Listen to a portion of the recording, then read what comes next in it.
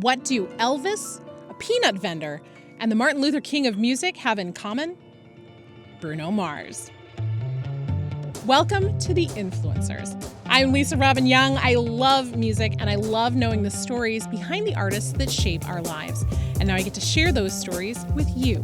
With the help of music historians, educators, journalists, and fans, we'll trace back hundreds of years to find the earliest influences that helped make American pop singer and songwriter Bruno Mars who he is today. Some will be obvious. Tito Puente. The big figure in New Jack Swing in the 90s was Teddy Riley. But who else will we find along the way? The very little that we know are descriptions usually by missionaries. Hop into the musical Wayback Machine with me as we create a mixtape for the ages. Together, we'll climb Bruno's musical family tree and find out who influences the influencers. It's hard to come up with one word to describe Bruno Mars, but I'd start with collaborator. Starting in his family's band as a toddler, Bruno's worked with a laundry list of artists over the years, including British DJ and record producer Mark Ronson. He's best known for his work with Amy Winehouse on her album Back to Black, writing credits on Shallow from the film A Star is Born, and of course, the Grammy Award-winning song featuring his co-writer Bruno Mars, Uptown Funk. This shit that ice cold, Michelle fight for that white gold.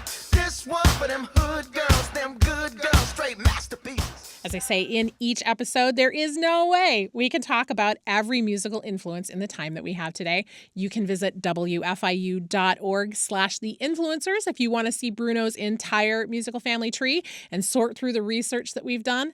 I follow the research to find stories and connections that you might not know even if you're a super fan. Stories that make this tree come to life and give us a bigger view of what happened in the past that made today possible. But maybe you know something that I couldn't find. Share it with us on our website, and it might end up in a future episode. Bruno Mars comes from a very musical lineage. His grandfather, Pedro Hernandez Vasquez, came as a teenager to New York from Puerto Rico. He eventually built a following at the El Tropical nightclub in New York City as a band leader. It's even reported that he played with Tito Puente, one of the most well-known Latin percussionists of the 20th century. Pedro's son, Pete Hernandez Sr., is Bruno's dad. Pete Hernandez, the father, used to go with his father. Would have made more sense during the 50s to all these clubs. And he would see Tito Puente. And I heard that his father had a band.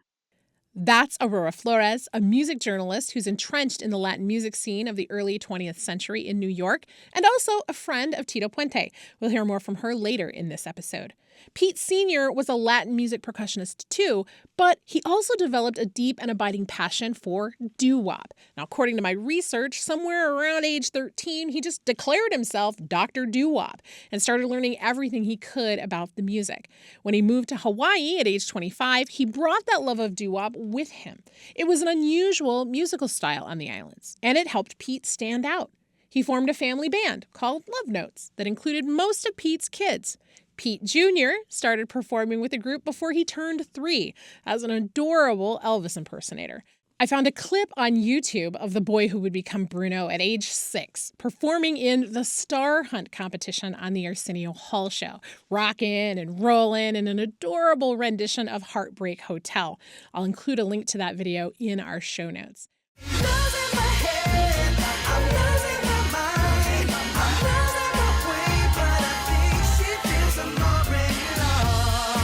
That was the early aughts version of the Latin boy band Menudo without Ricky Martin, with the first song Bruno Mars ever sold, Lost. The $20,000 Bruno got for that song helped keep him afloat, while he and his songwriting partners in the Smeezingtons built their reputation. They also wrote another song which became CeeLo Green's biggest solo hit to date, F.U. See you driving round town with the girl I love, and I like forget you. Bruno's songwriting abilities are amplified by the quality of his collaborations. Anderson .Paak, his partner in Silk Sonic, helped pen that Grammy-winning smash, Leave the Door Open. Bruno's ability to blend modern sounds with a retro feel has made him an in-demand songwriter. But sometimes his ability to channel those old-school sounds has left folks wondering if he's not more of an impersonator than an originator. You've got Silk Sonic on there, which is like this total 1970s neo soul kind of thing. And then I don't know when Finesse came out, 2016, 2017, but that's clearly like a 90s throwback. And when we saw him in concert, they were doing like the dances I remember from being in high school. Like he's really, really good at somehow just assimilating those styles and making them his own. Then Dr. Adams shared his favorite Bruno Mars tune as an example. I mean, my favorite Bruno Mars song by a long shot is Finesse, the one they do with Cardi B. And that the direct influence there is New Jack Swing. So the big figure in New Jack Swing in the 90s was Teddy Riley, who was a producer. When Bruno accepted the Album of the Year Grammy Award for 24 Karat Magic, he specifically named Teddy Riley as one of the biggest influences of his teenage years. So I asked Dr. Adams what the New Jack Swing sound is all about. It's hard to describe exactly what characterizes New Jack Swing, but if you listen to Poison by Belle Biv DeVoe, and then you listen to Finesse by Bruno Mars, they are like, there's such a clear influence there. But Teddy Riley didn't produce Belle Biv DeVoe. That honor went to Jimmy Jam and Terry Lewis, who were also steeped in the New Jack Swing sound. They brought on a guy named Dr. Freeze to produce Poison. We'll hear more about that later in the show. Now let's have a listen to both those tracks and see the similarities. First, Finesse featuring Cardi B. Then Poison by BBD.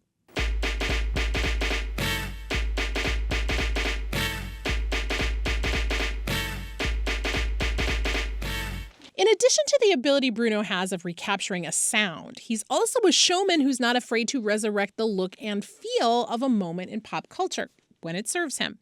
The music video for Finesse, for example, emulates the opening credits to the 1990s sketch comedy show In Living Color, the Keenen Ivory Wayans project that helped launch the careers of several comedians and a then unknown dancer named Jennifer Lopez, who we'll hear more about in a future episode. According to an interview I found with Bruno's drummer and brother, Eric Hernandez, a number of Bruno's songs come out of jam sessions where he and the band just start playing together. Those sessions sometimes go for hours. In a separate interview, Mark Ronson confirmed that that's exactly how Uptown Funk was created. I'll link to those interviews in our show notes. The danger of being part of so many collaborations is that the lines between influences and infringement get really blurry. I wanted to get more, shall we say, clarity on the blurring of those lines. It's absolutely a thing because no composer composes in a vacuum. You hear music and it's part of the language. It'd be like attempting to speak without using the same language. So it just depends if you're using someone else's words, word for word, or if you're using language for something new. But there are phrases, there are words, of course, other composers use that you would use yourself. And Dr. Kyle Adams tends to agree and talks specifically about Bruno Mars. I don't know when one crosses the line from like imitation to sampling to plagiarism. With the New Jack Swing stuff with Finesse, to me, it's just like, well, he loved that style and he or his producers were able to find the kind of synthesizer timbres that they used back in the 90s. And he just used the same sounds. Bruno Mars is not without controversy. To date, he's settled 4 copyright infringement suits and 1 is still pending. The French artist Breakbot released a song called Baby I'm Yours back in 2010, and 2 years later, Bruno released his song Treasure, which is incredibly similar in melodic structure and feel. Breakbot took to Twitter to say that the song sounded incredibly similar. Quote, "To those who think that it's just a coincidence or that we're, quote, both inspired by the same artist, let me just tell you that Bruno asked my label if he could cover Baby I'm Yours a few months ago, and we said no. Then he recorded Treasure. To be perfectly honest, I'm not mad at all. If anything, I'm rather flattered that someone selling millions of MP3s is interested in my music." Dun, dun, dun! Breakbot is now included on the songwriting credits, and along with it, he gets a cut of the royalties for Treasure. But what do you think? Have a listen to the 2 songs, Treasure by Bruno Mars and Baby I'm Yours by Breakbot. Treasure, that is what you are.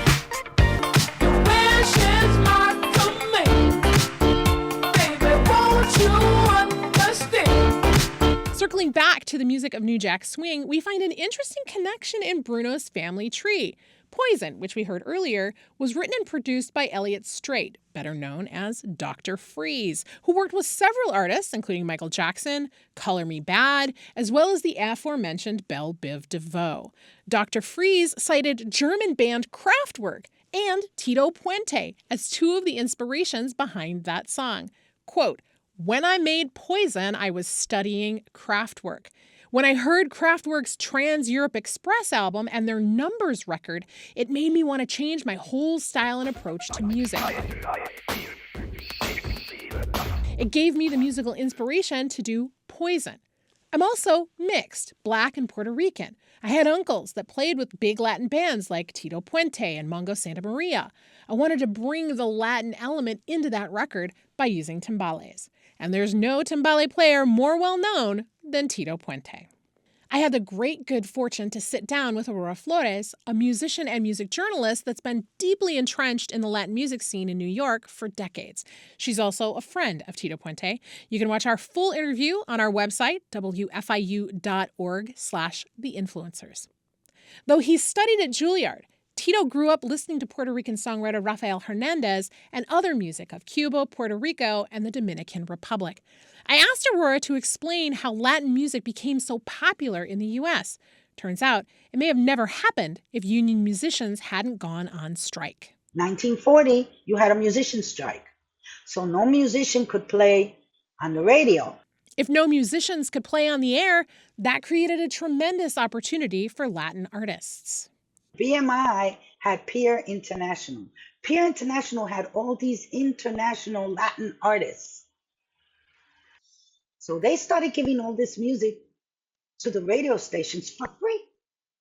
On one hand, I'm disappointed by the blatant exploitation, but on the other, Latin music flooded the airwaves, giving rise to a talented young timbale player. So there were two strikes, one in 1940, another one in 1948-49.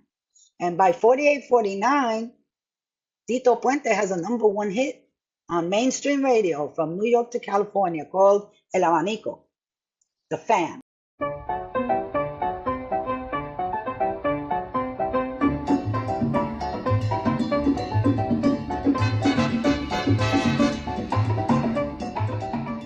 Tito Puente was a virtuoso. Tito Puente played piano, he played trumpet, he played drums, he could dance, he was a fabulous dancer. And by the time he started recording in 1950, I think he did like 20 albums. The first 10 years, the first 5 years, he did like 20 albums. So he was always at the top of the charts. He was always getting top billing. But before the strikes, there was at least some Latin music on the air. One song in particular was ubiquitous. El Manicero, the peanut vendor, that was everywhere. Everybody, that was broadcast from baseball shows. I remember on TV they had Follow the Bouncing Ball. They would have El Manicero. Written by Moises Simón Rodriguez, El Manicero is a type of Cuban music called a son pregón. According to my research, the Peanut Vendor was written in the early 1900s and first recorded and released in the U.S. by singer Rita Montaner, either in 1927 or 1928. Here's a clip.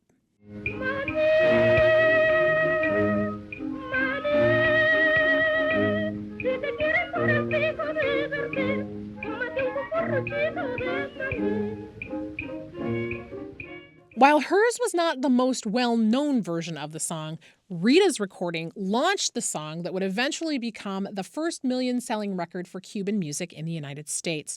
She went on to perform the song in a film, Romance del Palmar, and you can watch that performance on our website. Rita Montaner was a Cuban singer, pianist, actress, and musical ancestor of Mongo Santa Maria, who we cited earlier as one of Dr. Freeze's influences for Poison. Rita studied Mendelssohn while at conservatory in Havana. According to my research, his music was part of her final exam, thus our second link in Bruno's tree to Germany. But hold on a second. Before we head to Germany, how did this music that inspired Tito Puente get from Latin America to the United States in the first place? Actually, then we would have to begin in 1898 with the Spanish-American War. Aurora explained that during the war, Cuba, Puerto Rico, and the Dominican Republic were hot properties, geopolitically speaking. The U.S. sent troops into the region and eventually laid claim to several islands previously under Spanish rule. And when the U.S. goes into Cuba and Puerto Rico, they took Puerto Rico. And out of Cuba, they just got Guantanamo Bay. Taking possession meant that Puerto Ricans could now come to the United States to work and live. Rafael Hernandez and his brother were musicians in North Carolina just before World War I broke. A band leader who was also, I think he was a lieutenant. He was up there in World War I, and he started and created the first all-black marching band to go to Europe, the Harlem Hellfighters. That band leader was Lieutenant James Reese Europe, whom jazz legend Eubie Blake dubbed the Martin Luther King of music. A trailblazing pioneer, he organized the Clef Club, a society for blacks in music. His orchestra made history as the first band to play proto-jazz at Carnegie Hall more than a decade before Gershwin and more than 2 decades before Benny Goodman played there. And they only played music by black composers. Then came World War I and the Harlem Hellfighters. But within the Harlem Hellfighters, he knew that in Puerto Rico, because of the marching bands, you had all these Afro-Boricuas who could read anything. I mean, the way they said it was if a fly fell on the music, they'd read it as a note. That's how good they were. So out of his, I think it was like a 30-piece band, 19 of his brass and reed players were from Puerto Rico. Starting with Rafael Hernandez. And Rafael Hernandez, after World War I, he and some of those other players stayed in New York. James Europe is recognized as the first African-American officer to lead troops into battle. The Hellfighters were awarded the French Croix de Guerre for battlefield gallantry by the President of France. After the war, James Europe returned to the States and had this to say about the importance of being an originator, not an imitator. Quote, "I've come from France more firmly convinced than ever that Negroes should write Negro music. We have our own racial feeling, and if we try to copy whites, we will make bad copies. We won France by playing music which was ours and not a pale imitation of others. And if we're to develop in America, we must develop along our own lines." End quote. Here's music co-written with jazz composer and fellow Lieutenant Noble Sissle. All of No Man's Land is ours. All of No Man's Land is ours, dear. Now I have come back home to you, honey true. Wedding bells in Junie, June, all will tell by the Junie tune that victory's won, the war is over, the whole wide world is wreathed in clover, and hand in hand we'll stroll through life, dear.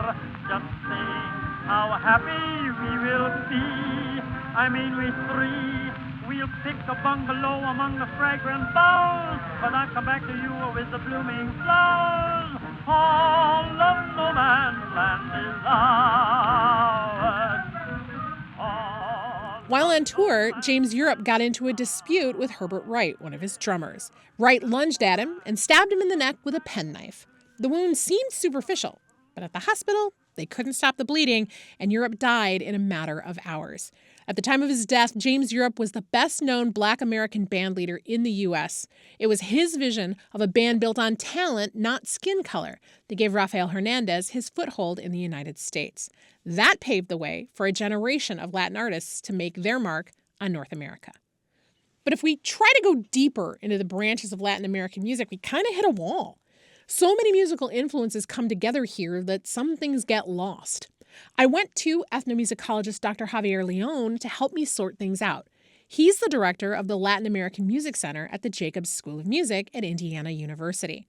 He explained that Spanish missionaries came into the Americas and documented indigenous music, but through a European lens. The very little that we know are descriptions usually by missionaries or some other traveler who is hearing something.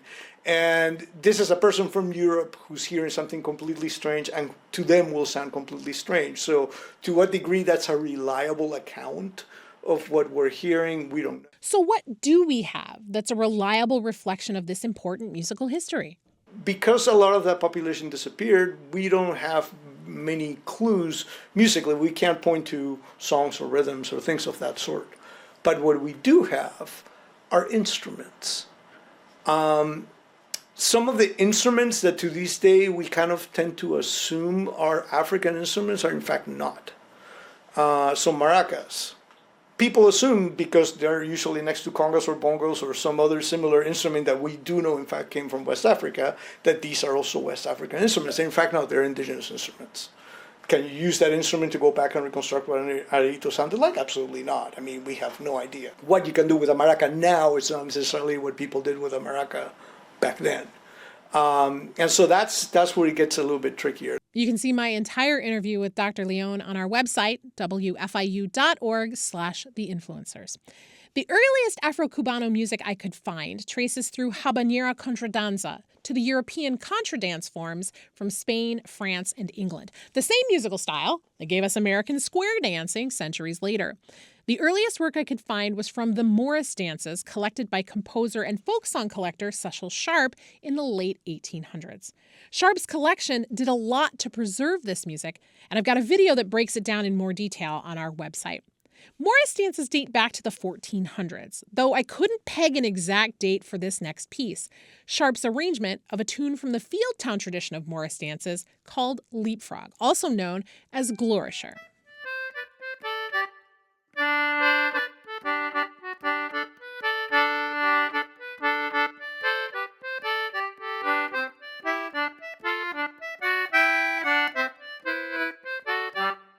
That leaves us with Germany, and an interesting story of influence in the family of Felix Mendelssohn.